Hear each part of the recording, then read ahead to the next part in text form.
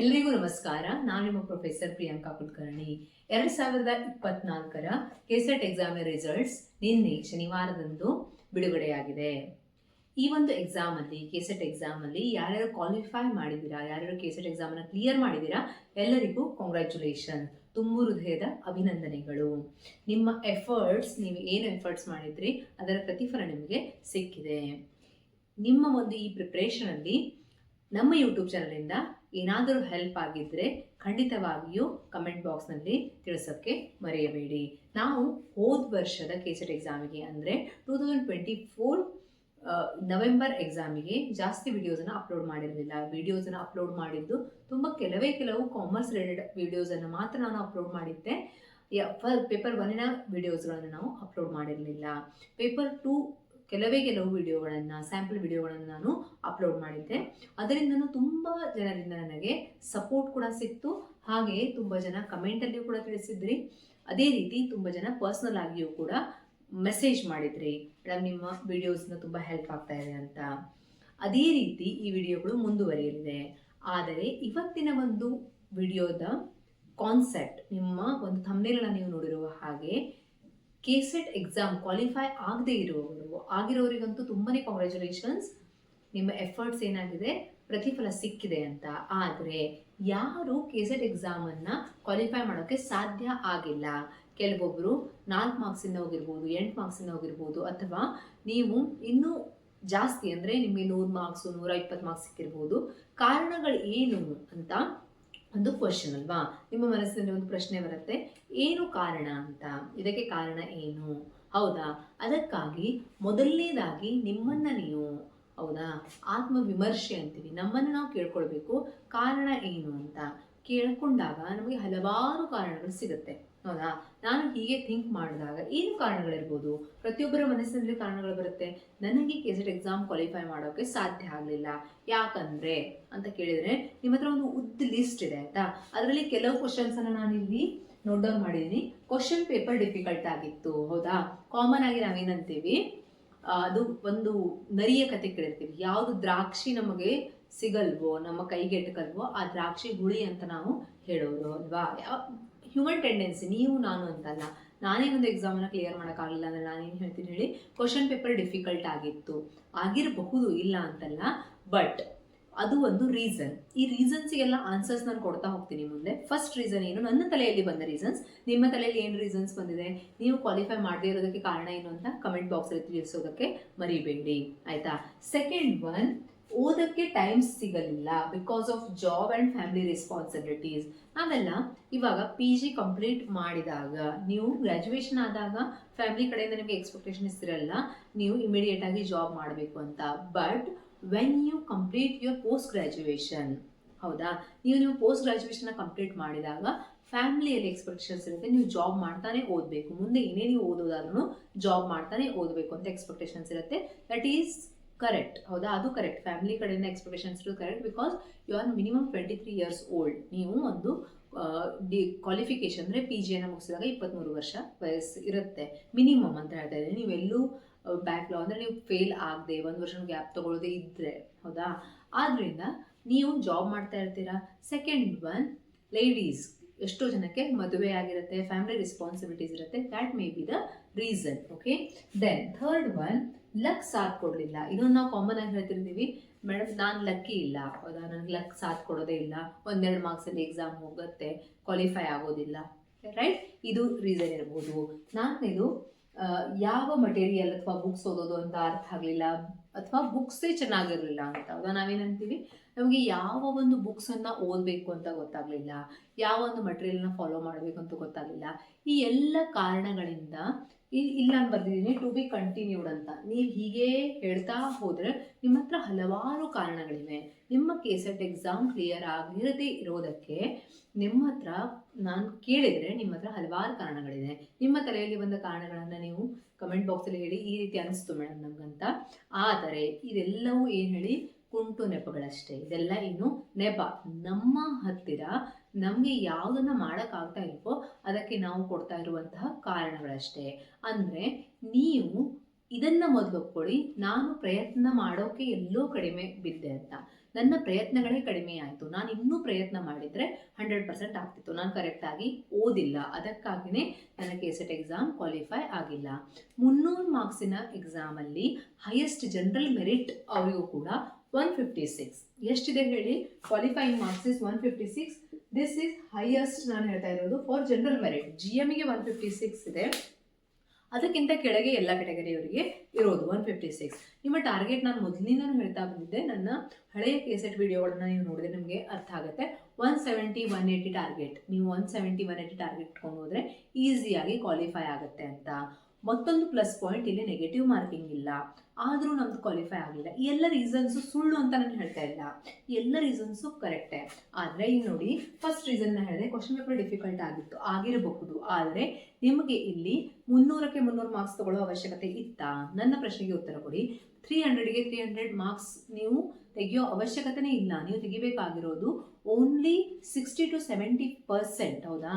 ನೀವು ತೆಗೆದುಕೊಳ್ಬೇಕಾಗಿರೋದು ಮ್ಯಾಕ್ಸಿಮಮ್ 180 ತನಕ ಅಷ್ಟೇ. ಮ್ಯಾಕ್ಸಿಮಮ್ ನಾನು ಹೇಳ್ತಾ ಇರೋದು 156 is the qualifying marks for general merit. ಅದಾದಮೇಲೆ ಓದೋಕ್ಕೆ ಟೈಮ್ ಸಿಗಲಿಲ್ಲ. Yes, I am agree. Because ನೋಡಿ, ಈ ವಿಡಿಯೋದ ಕೊನೆಯಲ್ಲಿ ನಾನು ಇದಕ್ಕೆ ಇನ್ನೊಂದು ನಿಮಗೆ ಹೇಳ್ತೀನಿ reasons. This reason is true. ಹೌದಾ? ನಾವು ಜಾಬ್ ಮಾಡ್ತಾ ಇರ್ತೀವಿ, ಜಾಬ್ ಮಾಡ್ತೇ ಇರುವಂಥ ಜಾಗದಲ್ಲಿ ಅಲ್ಲಿ ನಮಗೆ ರೆಸ್ಪಾನ್ಸಿಬಿಲಿಟೀಸ್ ಇರುತ್ತೆ. ಆ ರೆಸ್ಪಾನ್ಸಿಬಿಲಿಟೀಸನ್ನು ನಾವು ಕಂಪ್ಲೀಟ್ ಮಾಡಬೇಕು. ಹೌದಾ? ಅದೇ ರೀತಿ family responsibilities, especially in ladies after post graduation. ನಿಮ್ಮ ಮದುವೆ ಆಗಿದ್ದರೆ ನಿಮಗೆ ಫ್ಯಾಮಿಲಿ ರೆಸ್ಪಾನ್ಸಿಬಿಲಿಟೀಸ್ ಇರುತ್ತೆ. If you are having child or children, ನಿಮಗೆ ಆ ರೆಸ್ಪಾನ್ಸಿಬಿಲಿಟೀಸ್ ಇರುತ್ತೆ.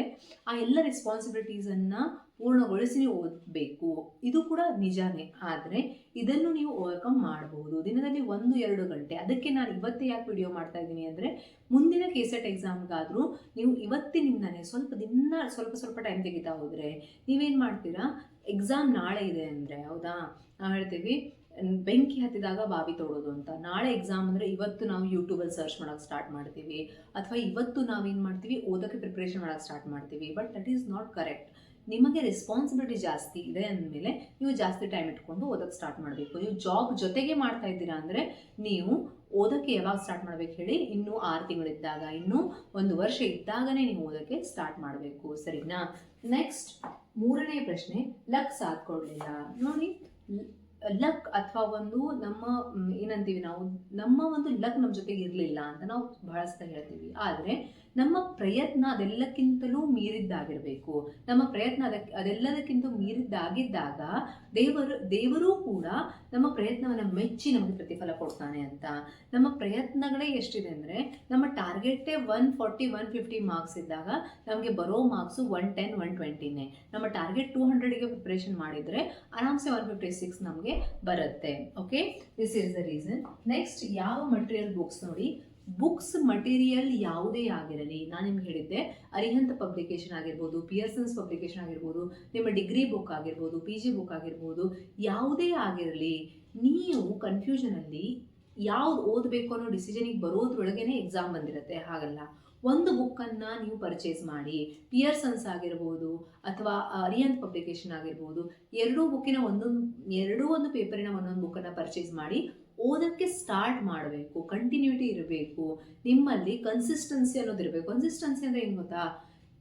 ಒಂದು ವೀಕಲ್ಲಿ ನಾನು ಇಷ್ಟು ಗಂಟೆಗಳ ಕಾಲ ಓದಲೇಬೇಕು. ದಿನವೂ ನಾನು ಒಂದು ಪ್ಯಾರಾಗ್ರಾಫ್ ಆದರೂ ಓದ್ತೀನಿ. ಜಾಸ್ತಿ ಅಂತ ಹೇಳ್ತಾ ಇಲ್ಲ, ನಾನು ಒಂದು ಚಾಪ್ಟರ್ನ ಮುಗಿಸ್ತೀನಿ ಅನ್ನೋ ಲೆಕ್ಕಕ್ಕಲ್ಲ. ನೀವು ಬೇಗ ಸ್ಟಾರ್ಟ್ ಮಾಡಿದರೆ ನೀವು ಎಕ್ಸಾಮ್ ಬರೋದ್ರೊಳಗೆ ಈಸಿಯಾಗಿ ಮುಗಿಸ್ತೀರಾ ಸಿಲೆಬಸ್ಸನ್ನು. ಸಿಲೆಬಸ್ ಮುಗಿಸೋ ಅವಶ್ಯಕತೆಯೂ ಇಲ್ಲ, ಯಾಕಂದರೆ ನಮಗೆ ಬೇಕಾಗಿರೋದು 60 to 70%. ಅಷ್ಟನ್ನು ನೀವು ಕವರ್ ಮಾಡಿದರೆ ಕ್ವಾಲಿಫೈ ಆಗುತ್ತೆ.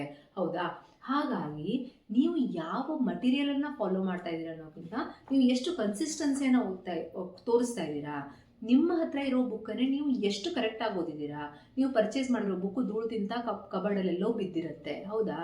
ಆದರೆ ನೀವು ರಿಸಲ್ಟ್ ಬಂದಾಗ ಏನಂತೀರಾ? ಮಟೀರಿಯಲ್, ನೀವು ಇರೋ ಮಟೀರಿಯಲ್ನ ಓಪನ್ ಮಾಡಿ ನೋಡಿದ್ದೀರಾ? ನಿಮ್ಮ ಡಿಗ್ರಿ ಬುಕ್ಸನ್ನು, ನಿಮ್ಮ PG ಬುಕ್ಸನ್ನು ನೀವು ಓಪನ್ ಮಾಡಿ ನೋಡಿದ್ದೀರಾ? ಇಲ್ಲ. ನಮಗೆ ಸಬ್ಜೆಕ್ಟ್ ಮೇಲೆ ಪ್ರಭುತ್ವ ಇಲ್ಲ. We don't have the hold on those subjects. ಹೌದಾ? ನಮಗೆ ಆ ಸಬ್ಜೆಕ್ಟ್ಸ್ ಮೇಲೆ ಹೋಲ್ಡ್ ಇಲ್ಲ. ನಮಗೆ ಆ ಸಬ್ಜೆಕ್ಟ್ಸಲ್ಲಿ ಆಳವಾದ ಜ್ಞಾನ ಇಲ್ಲ. ಆದರೆ ನಾವು ದೂರ್ತೀವಿ, ಈ ಕಾರಣದಿಂದ ಆಗಲಿಲ್ಲ, ಆ ಕಾರಣದಿಂದ ಆಗಲಿಲ್ಲ ಅಲ್ವಾ? ಅದಕ್ಕಾಗಿ ನಿಮ್ಮ ಕಾರಣಗಳು ಟು ಬಿ ಕಂಟಿನ್ಯೂ ತುಂಬ ಇದೆ. ಆದರೆ ನೀವು ಎಕ್ಸಾಮನ್ನು ಕ್ಲಿಯರ್ ಮಾಡಲೇಬೇಕು ಅನ್ನೋದಕ್ಕೆ ಒಂದೇ ಒಂದು ಕಾರಣ ಕೊಡಿ ನನಗೆ, ಹೌದಾ? ನಾನು ಈ ಸಲ ಹೀಗೆ ಮುಂದೆ ಬರುವ 25 KCET ಆಗಿರ್ಬೋದು ಅಥವಾ ಜೂನ್ 25 ಅಲ್ಲಿ ಬರುವ ನೆಟ್ ಆಗಿರ್ಬೋದು. ಯಾಕಂದರೆ ನೆಟ್ ಎಕ್ಸಾಮ್ ಈಗ ಈ ಮಂತಲ್ಲಿದೆ. ಈ ಮಂತಿನ ಎಕ್ಸಾಮ್ಗೆ ನೀವು ಪ್ರಿಪ್ರೇಷನ್ ಎಷ್ಟಾಗಿದೆ ನನಗೆ ಗೊತ್ತಿಲ್ಲ. ಬಟ್ ಮುಂಬರುವ ಎಕ್ಸಾಮ್ ಜೂನ್ ಮತ್ತು ನವೆಂಬರ್ ಡಿಸೆಂಬರಲ್ಲಿ ಬರುವ KCET ಎಕ್ಸಾಮನ್ನು ಕ್ಲಿಯರ್ ಮಾಡಲೇಬೇಕು. ಇದೆಲ್ಲ ಕ್ಲಿಯರ್ ಮಾಡದೇ ಇರೋದಕ್ಕೆ ಕಾರಣಗಳಾಯಿತು. ನಾನು ಕ್ವಾಲಿಫೈ ಮಾಡಲೇಬೇಕು ಅನ್ನೋದಕ್ಕೆ ಒಂದೇ ಒಂದು ಕಾರಣ ಸಾಕು, ಹೌದಾ? ಒಂದೇ ಒಂದು ಕಾರಣ, ನನ್ನ ಅಪ್ಪ ಅಮ್ಮನ ಕಣ್ಣಲ್ಲಿ ನನಗೆ ಒಂದೇನು ಪ್ರೌಡ್ ಅಂತೀವಿ ನಾವು, ಪ್ರೈಡ್, ಹೌದಾ? ಅಭಿಮಾನ, ನಮ್ಮ ಬಗ್ಗೆ ಅವರಿಗೆ ಅಭಿಮಾನ ಅನ್ನಿಸ್ಬೇಕು ಅಂದರೆ ನಾವೇನಾದರೂ ಒಂದು ಅಚೀವ್ಮೆಂಟ್ ಮಾಡಬೇಕು, ಎಕ್ಸಾಮ್ ಕ್ಲಿಯರ್ ಮಾಡಬೇಕು. So that is the reason. ಇದೊಂದು ಕಾರಣ ಸಾಕು ನಿಮಗೆ. ನನ್ನ ಅಪ್ಪ ಅಮ್ಮನ ಕಣ್ಣಲ್ಲಿ ನನ್ನ ಬಗ್ಗೆ ಒಂದು ಗೌರವ, ನಾನು ಕಲಿತ ಶಾಲೆಗೆ ಗೌರವ, ಕಾಲೇಜಿಗೆ ಗೌರವ, ನಾನು ಎಲ್ಲಿ ವರ್ಕ್ ಮಾಡ್ತಾ ಇದ್ದೀನಿ ಅಲ್ಲಿ ನನಗೆ ಗೌರವ ಸಿಗಬೇಕು. ಈ ರೀತಿ ಯಾವುದೋ ಒಂದು ಕಾರಣ ಇರ್ಬೋದು. ನಿಮ್ಮ ಹತ್ರ ಒಂದೇ ಒಂದು ಕಾರಣ ಇದ್ದರೆ ಸಾಕು. ಆ ಒಂದೇ ಒಂದು ಕಾರಣಕ್ಕಾಗಿ ನೀವು ಓದಿ ಎಕ್ಸಾಮನ್ನು ಕ್ವಾಲಿಫೈ ಮಾಡಬಹುದು. ಈ ಎಕ್ಸಾಮನ್ನು ಕ್ವಾಲಿಫೈ ಮಾಡೋದು ತುಂಬ ಈಸಿ ಆಗಿದೆ. ಎಸ್ಪೆಷಲಿ ಕಾಮರ್ಸ್ ಸ್ಟೂಡೆಂಟ್ಸಿಗೆ ನೆಗೆಟಿವ್ ಮಾರ್ಕಿಂಗ್ ಇಲ್ಲ, ಇನ್ನು ನೆಗೆಟಿವ್ ಮಾರ್ಕಿಂಗ್ ಇಂಟ್ರೊಡ್ಯೂಸ್ ಆಗಿಲ್ಲ. ಅಲ್ಲಿವರೆಗೆ ನೀವು ಈಸಿಯಾಗಿ ಇದನ್ನು ಕ್ಲಿಯರ್ ಮಾಡಬಹುದು, ಹೌದಾ? ಆದ್ದರಿಂದ ನನಗೆ ಒಂದೇ ಒಂದು ಕಾರಣವನ್ನು ಹೇಳಿ ಮುಂದೆ ಮ್ಯಾಮ್ ಇಲ್ಲ ಜೂನ್ ನೆಟ್ಟನ್ನು ನಾನು ನೆಟ್ ಅಥವಾ ಸೆಟನ್ನು ಕ್ಲಿಯರ್ ಮಾಡ್ತೀನಿ, ಹೌದಾ? ಅದಕ್ಕೆ ನನ್ನ ಹತ್ರ ಇರುವ ಒಂದೇ ಒಂದು ಕಾರಣ ಏನು, ಹೌದಾ?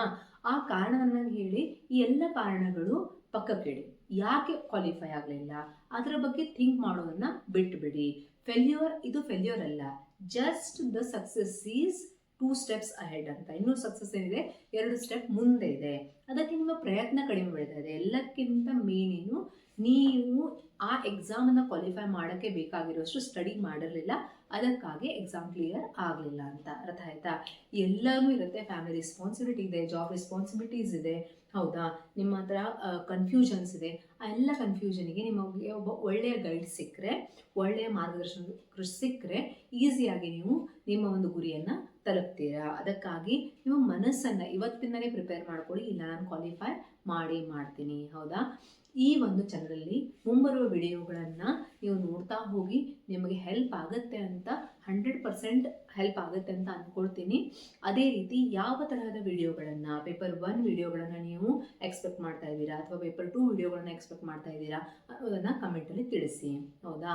ಈಗ ನಿಮ್ಮ ಮನಸ್ಸಲ್ಲಿ ಇರುವ ಕ್ವಶನ್ಸ್ ನನ್ನ ರೆಗ್ಯುಲರ್ ಫಾಲೋವರ್ಸ್ ಜಾಸ್ತಿ ಜನ ನನಗೆ ಮೆಸೇಜ್ ಮಾಡಿದ್ರಿ, ಕಮೆಂಟ್ ಮಾಡಿದ್ರಿ, ಮ್ಯಾಮ್ ಕ್ಲಾಸಸ್ಸನ್ನು ಕಂಟಿನ್ಯೂ ಮಾಡಿ. ನಿಮ್ಮ ಮನಸ್ಸಲ್ಲಿ ಕ್ವಶನ್ಸ್ ಇರುತ್ತೆ, ಮ್ಯಾಮ್ ನೀವು ಹೇಳ್ತಾ ಇದ್ದೀರಾ ಕಂಟಿನ್ಯೂ ಇರಬೇಕು, ಕನ್ಸಿಸ್ಟೆನ್ಸಿ ಆಗಿರಬೇಕು, ಬಟ್ ನೀವೇ KCETನ ವಿಡಿಯೋಗಳನ್ನು ಲಾಸ್ಟಲ್ಲಿ ಸ್ಟಾಪ್ ಮಾಡಿದ್ರಿ, ವಿಡಿಯೋನ ಅಪ್ಲೋಡ್ ಮಾಡಲಿಲ್ಲ, ಹೌದಾ? ಅದಕ್ಕೊಂದು ಕಾರಣ ಇದೆ.